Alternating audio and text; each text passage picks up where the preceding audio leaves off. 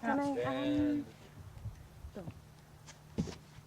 And on the hilt, yes.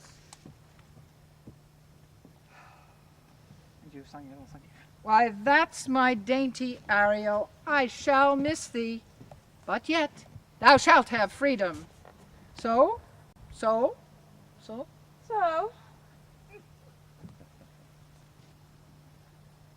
To the king's ship, invisible as thou art, there shalt thou find the mariners asleep under the hatches. The master and the boatswain, being awake, enforce them to this place, and presently, I prithee. I go and return, sir, ere your pulse twice beat. I drink you every morning. Sorry. Nothing.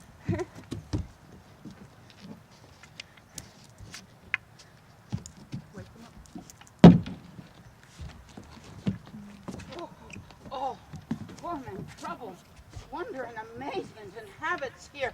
Some heavenly power free us from this awful country. Oh, Behold, Sir King. Stronger. Behold, Sir King, the wronged Duke of Milan Prospero. For more assurance that a living prince does now speak to thee, I embrace thy bodies, and to thee and thy company I bid a hearty welcome. Thank you.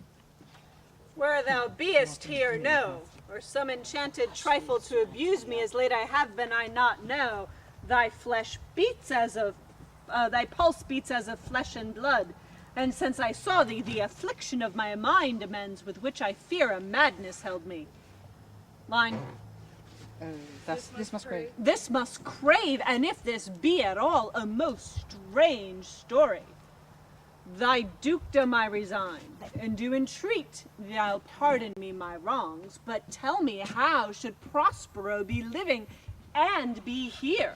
First, noble friend, let me embrace thine age, whose honor cannot be measured or confined. whether this be or be not, I'll not swear. Though you do yet taste some subtleties of the isle that will not let you believe things certain. No. Welcome, my friends, all. But you, my brace of lords, were I so minded, I here could pluck his highness frown upon you and justify you traitors. At this time, I will tell no tales. The devil speaks in him. No! For you, most wicked sir, whom to call brother would even infect my mouth, I do forgive thy rankest fault, all of them, and require my dukedom of thee, which perforce I know thou must restore. If thou beest Prospero, give us particulars of thy preservation, how thou hast met us here, whom 3 hours hence were wracked upon this shore, where I have lost, how sharp the point of this remembrance is, my dear son Ferdinand. I am woe for it, sir. Irreparable is the loss, and patience says it is past her cure. I rather think you have not sought her help, of whose soft grace for the like loss I have her sovereign aid, and rest myself content. You the like loss? As great to me as late, and supportable to make the dear loss have I means much weaker than you may call, to comfort you, for I have lost my daughter. A daughter. Oh, heavens, that they were living both in Naples, the king and queen there. That they were, I wish myself were mudded in that oozy bed where my son lies. Tell me, when did you lose your daughter? No more yet of this, for 'tis a chronicle of day by day, not a relation for a breakfast or befitting this first meeting. Welcome, sir. This cell's my court. Here I have few attendants and subjects none abroad.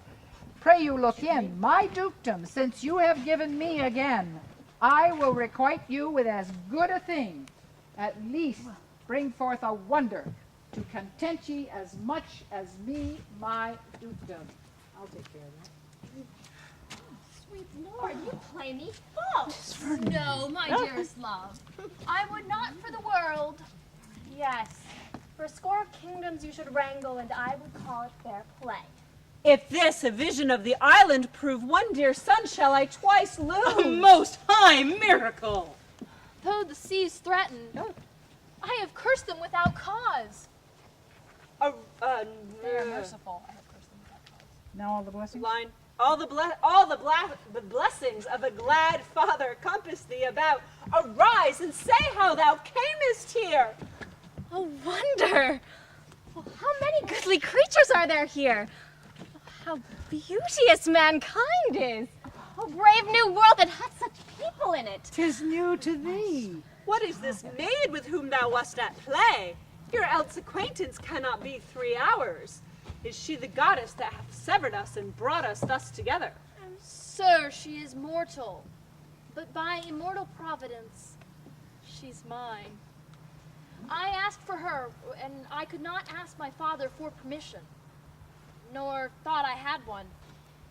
She is daughter to this famous Duke of Milan, who so often I heard renowned, but never saw before.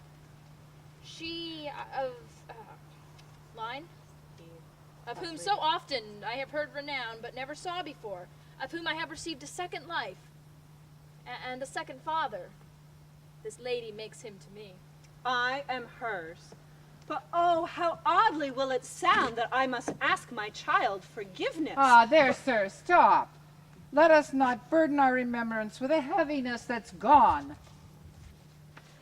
I have inly wept, or should have spoke ere this. Look down, you gods, and on this couple drop a blessed crown. For it is you that have chalked forth the way which brought us hither. I say amen, Gonzalo. Was Milan thrust from Milan, that his issue should become the kings of Naples? Oh, rejoice beyond a common joy, and set it down with gold on lasting pillars. In one voyage hath Claribel her husband found at Tunis, and Ferdinand her brother, a wife where he himself was lost. Prospero his dukedom in a poor land, and all of us ourselves when no man was his own. Give me your hands.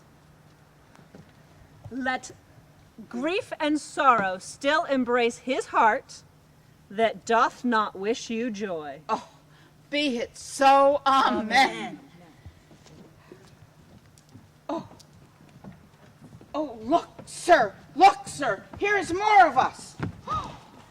I prophesied if a gal were on land, this fellow could not drown. Now, blasphemy, that swears grace on or board, not an oath on shore. Hast thou no mouth by land? What is the news? The best news is that we have safely found our king and company. Well, The next, our ship, which but 3 glasses since we gave out split, is tight and yarn bravely rigged as when we first put out to sea. Ça a desire done since I last left. My tricksy spirit! These are not natural events. They strengthen from strange to stranger. Say, how came you hither? If I did think, sir, I were well awake, I'd strive to tell you. We were dead of sleep, and how we know not, all clapped under hatches, where but even now was strange in several voices of roaring, shrieking, howling, jingling chains, and more diversity of sounds, all horrible. We were awaked, straightway at liberty, where we in all her trim freshly beheld our royal good and gallant ship, our master capering to eye her. Then, on a trice, so please you, even in a dream, we were divided from them and were brought, moping, hither. Was well done, then. Bravely, my diligence, thou shalt be free. This is as strange a maze as e'er men trod, and there is in this business more than nature was ever conduct of. Some oracle must rectify our knowledge. Sir, my liege, do not infect your mind with beating on the strangeness of this business.